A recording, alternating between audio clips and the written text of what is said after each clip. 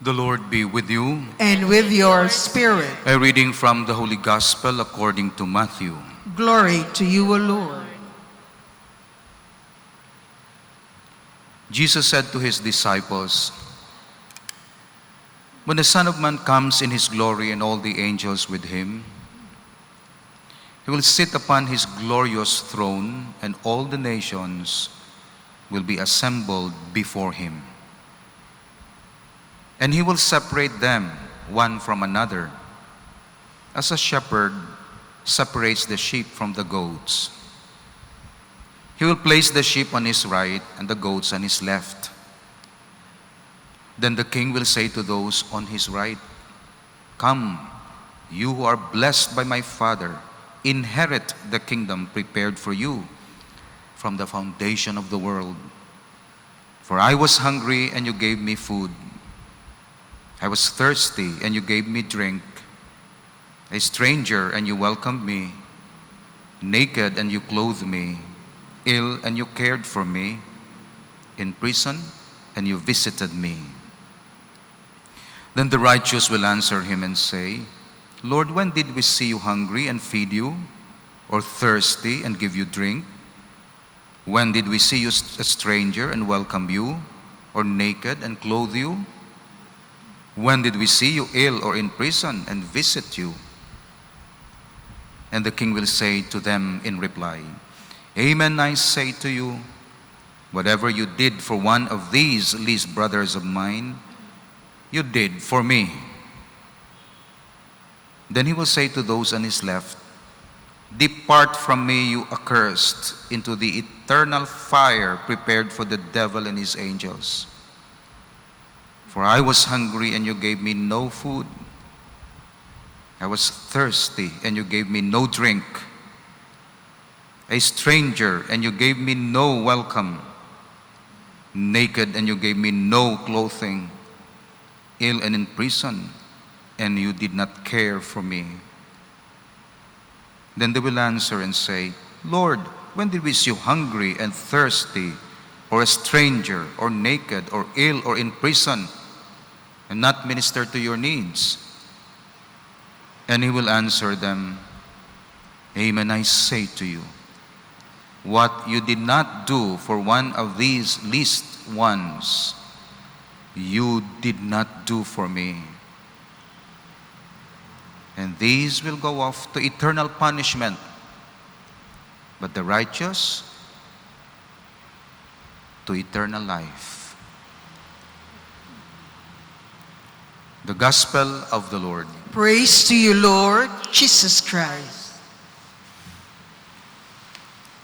Yesterday, we meditate on the reality and the grace of heaven because we celebrated the solemnity of All Saints. Today, All Souls Day, we meditate on the reality and the pain of purgatory because we celebrate or we commemorate all the departed faithful, especially those our relatives and friends, and on my part as parish priest, those buried at the Catholic cemetery. Ang iban nga mga pari, ti ilaman to. Sa haro, ti pray man na ni Monsignor Joe Marie, diri, ti ang akon niya, tanan man, pero akon gidya, kay parokyano ko man na. So ang parokyano ko hindi lang mga buhi, kundi mga patay man. Mas namian ako kung parokyano ko patay para wala na sang problema. Mga muyo na lang ko sa ila. Pero parokyano gihapon, kay dira ang ilalawas. Of course, ang kalag nila ti bahala na si Lord dito. Kung mga santos na sila, ti ga-enjoy to sila. Kung sa purgatorio sila, ti relatives nila, kag-akuman, dala naton every Monday, may misa kita para sa kalag sa purgatorio. Kag kung hindi sila Katoliko, bahin gihapon sang misa. Lang gina-mentionar gid ang ilang ngalan, pero generic. Dumduma ang tanan nga nagtaliwan nga nagatuo sa imo, baptized. Dumduma ang tanan nga nagtaliwan sa imo pagkaabyan, not baptized. Kay kung abyan ka lang, hindi ka adopted child of God. Ang baptism nag-adapt sa aton. So, resurrection of the body ang promise. Pero kung hindi ka baptized, hindi man nga sagwa ka sang salvation of God, kundi friends of God ka. Pagkaabyan. So, kung kaysa hindi katoliko, ti abyan sang Dios. Ang pag-consider naton, kagkaangay sang aton abyan, wala naton ginakalimtan, kundi ginadumduman naton. Pero hindi sila magkuha sang pribilehiyo sang mga anak. Kagang responsibility sa anak, lain iya sa responsibility towards your friends. That's why kanami isang doktrina sang Katoliko, inclusive siya.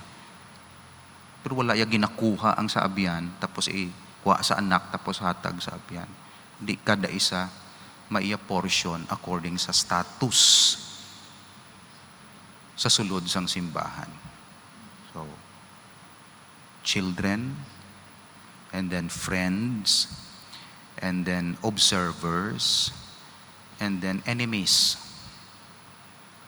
Enemies na yasang church. Okay. Pero kung abyan sang church, baptized. So purgatory.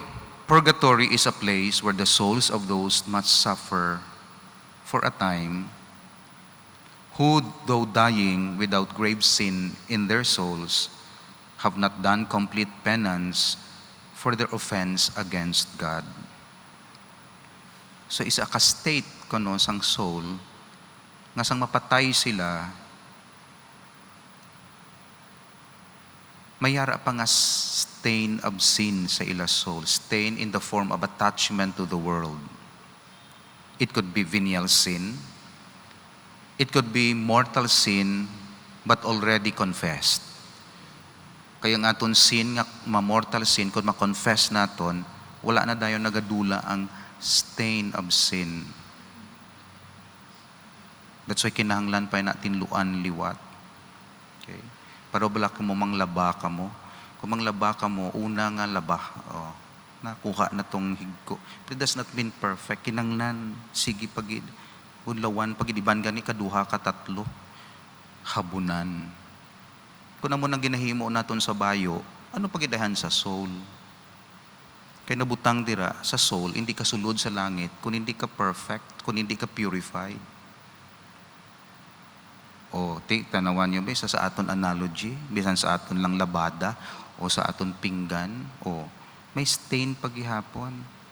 Bisan ano ka perfect nga mga habon, 99.9% mapatay ang bakterya, ginabalabinlan gid nila sang kahit hindi perfect. Kuna muna sa aton, by analogy, ano pagidayhan iya sa langit? Kinanglan pure, perfect. Kay matubang ka sa most pure, most perfect being nga mo ang Dios. That's why ang purgatory is a state nga gina-purify ka pa. Not because you are really bad, like kaangay sa impyerno, kundi nga gina-prepare ka na, bonlawan ka na, idugangan pagit, purify, purgahon ka pagit. Pero hindi ka na higko git, kundi ara na, tunga-tunga, and then dalon ka na sa pihak, para ready ka na. Okay. Magkasal gani ka mo, ginatanaw-tanaw gid inyo make-up. Dito. Dali na diri, may gaano pagit. Kay gusto nyo perfect mo, gusto nyo nami. Kung ang muna ang aton concern,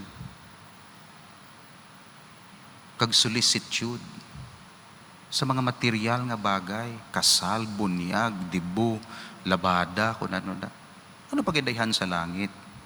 That's why hindi gusto ang Diyos. May makasulod dito nga hindi worthy. Lord, I am not worthy, but only say the word and my soul shall be healed. Of course, ang healing happens sa soul through forgiveness and penance, and good works. Works of charity. Naghambal si Jesus. Kaya, hatag nyo blang kwarta sa mga imol, kay matinlo in your heart. Di ba? Dumduman nyo to. Nga ginahugasan nyo ang sagwa, ang wala sa sulod. I tell you, kung ano mas sulod, maghugas sa sulod, is your act of mercy and charity.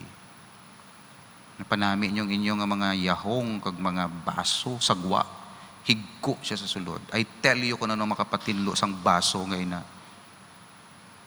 baligya mong pagkabutang mo, kaghatag ang kwarta sa mga imol. Imagine, meaning to say, detachment from things. So sa purgatorio, ginatinluan sila. Agang tinlo sa ila, ang ila, attachment sa world.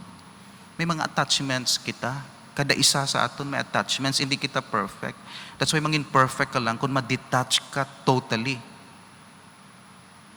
That's why ginapadetach sa aton ng body, ginalubong. Kaya kung dalon nato ng body naton sa langit, asa diagid may mga fashion guro to, kag may mga lain-lain ng mga bayo to, kay mga attach ka pa mo, tapos may mga ano guro do, may mga body enhancement procedure, kag may mga kung ano-ano, may mga cosmetics, mga kay body ka pa mo. Parang bal ni Lord, bilin. Lubong sa patio na maduna. Kalag lang, kalag. So kanami kaya kay Lord, kung tanawon mong wisdom ya. Kaya kung may body pa kita, grabe ang aton attachment. I know na intindihan nyo na iban willing mag-give up sang ila body, sang ila comfort, para lang mag-grow spiritually.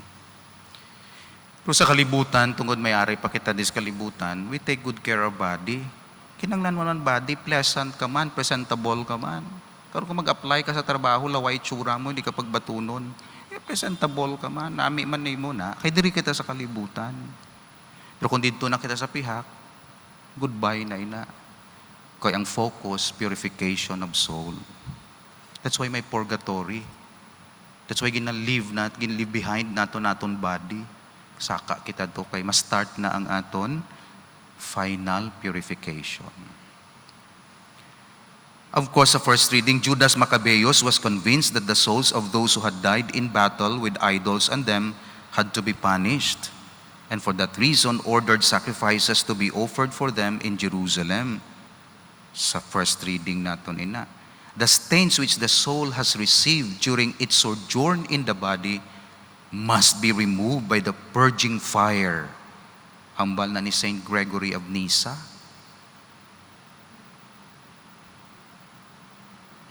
So may purgatory. Ano ang nagakatabo sa souls in purgatory?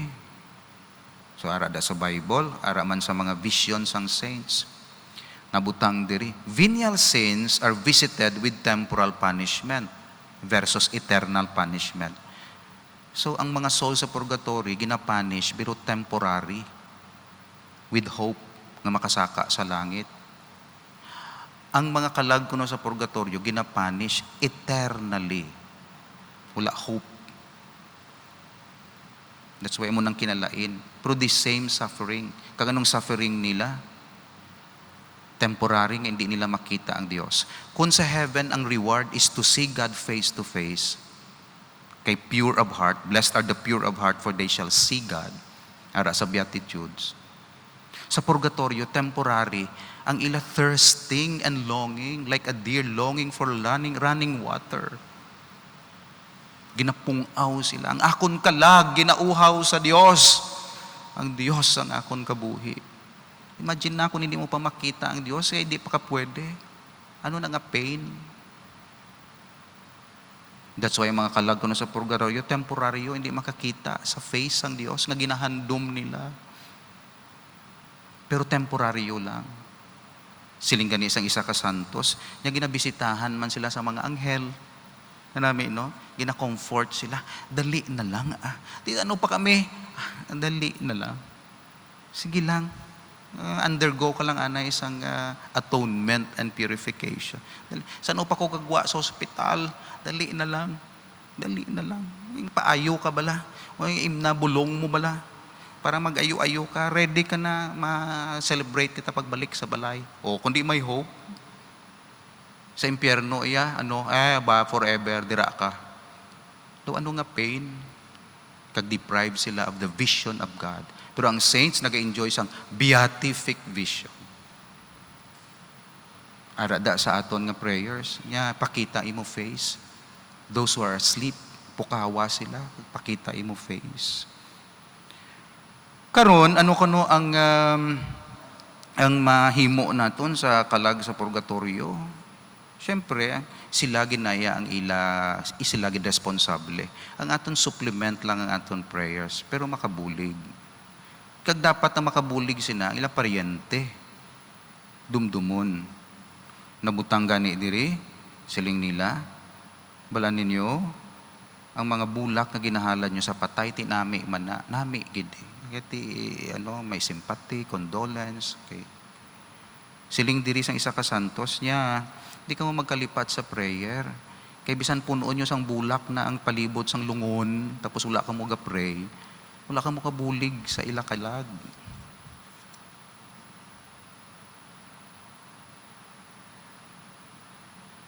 No pompous funeral or profusion of wreaths are of any avail without good works.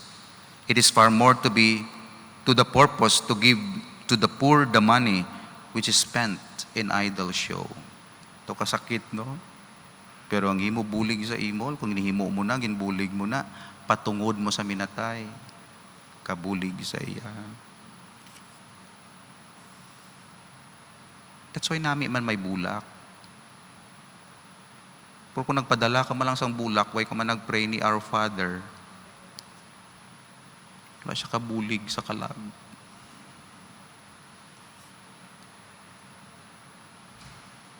Yung buligan mo, imo ko galingon, kaging display mo, imo insurance sa patay. Malain lang buot nyo sa akon, pero ginambal ko ang facts. So that means, dapat, kung ara man dira, hindi advertisement. Of course, sympathy sa family, kabulig gid na. Pero namin ko sa patay, hindi gid malipat. Magbisita ka sa patay, tapos nagmadyong ka man lang nagtungit, so ay gani kabaluto ka na tsura yato, wala gani nagambal, eternal rest grant unto him, O Lord. Nagdiritso ka tuya kag nagmadyong, katoliko, kauti ano na lang to. Namisa sa balay, tapos may tapos ay kamo gauntat madyong, 30 minutes lang, kay matudas kagid, walang alang. Ti ano to abi? Kung ikaw abi butang sa lungon, amuhon ka man na. Namin ko daw kahar sa akon maghambal, pero mo ng reality nga dapat i-check kag i-improve naton. Kung hangpan naton kung anong pagkakinahanglanon sang kalag sa purgatorio, sa aton prayers, holy sacrifice of the Mass, good works, kay kabulig na sa ila.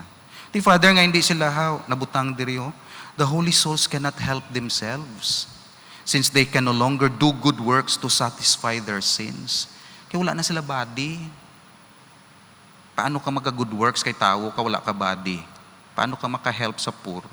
Paano ka maka-amo sina? Wala ka body, paano ka maka-praise? That's why deprive sila temporarily. Meaning, matinluan sila. Aton niya matinluan kita because of our good works and pains. Sila only pain ang makasatisfy sa ila. Hindi na sila ka-good works. That's why pain lang ang ila isuffer. Pain of what? Kapungaw sa Diyos. Wala gid ko na dumduman sa kabataan ko man. Wala gid to bulig man. Saan pa to? That's why buligan, pamisahan. Merits ni Christ, alibyo sa ila. Lagi ko na dumduman sa akong mga friends tuman. Lagi to. That's why nagapamisa kita sa kalag. Para madasig ang pagtinlo sa ila. Again, tanan nga good works, buhata na diri. Diri na. Tanan nga pain, kung pwede pa lang, diri na para diretso na to.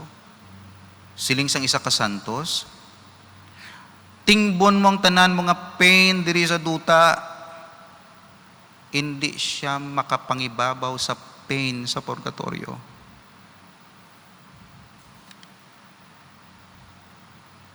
So, mas maayo nga diri na lang ang pain sang sa purgatorio. Kaghambal pagid sang isa ka santos na mian pagid ng balya. Ang isa ka misa nga gintambungan mo sang buhi ka is more powerful ang iya cleansing power sa soul mo sang sa thousands of pamisa tapos ka mapatay. Imagine na, ang isa ka misa nga gintambungan mo kay buhi ka pa. Mas mapuslanon sang sa misa nga gin-apply sa imo lang sang mapatay ka na. Of course, does not mean nga hindi na mapuslano ang misa para sa imo. Pero kung nagtambong ka lang tani isang misa sang buhi ka pa, kag wala ka lang naghulat nga pamisahan ka sang patay ka na, mas maayo pa. Kanami sini ay realize kay tuod no. Tuod gid ini ginatudlo sa simbahan. That's why ang aton suffering diri sa duta kabulig gid para sa aton pagpa-shorten sang aton purgatorio. So hindi ang long nga prayer kundi ang fervor sa prayer sa minatay. That's why fervor kita. Nabutang diri ang ila analogy. The hands are cleaned better by a little water and much rubbing than by merely pouring a large quantity of water over them. Ang soul kano, mas matinluan siya kung may sacrifice kag suffering. Sang sa puro lang prayers, paulanan mo, large portion, powerful nga mga kung ano-ano, damo quantity nga mga prayers. Pero wala sang sacrifice. Mas maayo may prayer pero may sacrifice. Kay mas matinlo pagid kay hambal diri mo ni. The hands are cleaned better by a little water, meaning prayer, and much rubbing, meaning sacrifice, than by merely pouring a large quantity of water over them.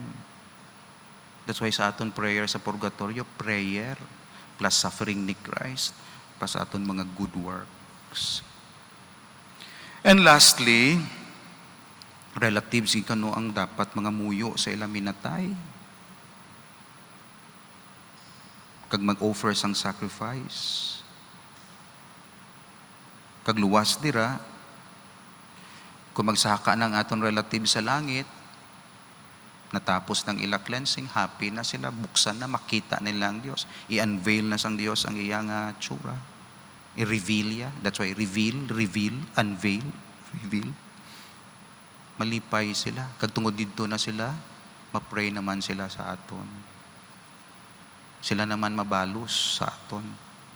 Diri sa duta, we have the privilege to pray for ourselves and for others and for the dead, departed ones.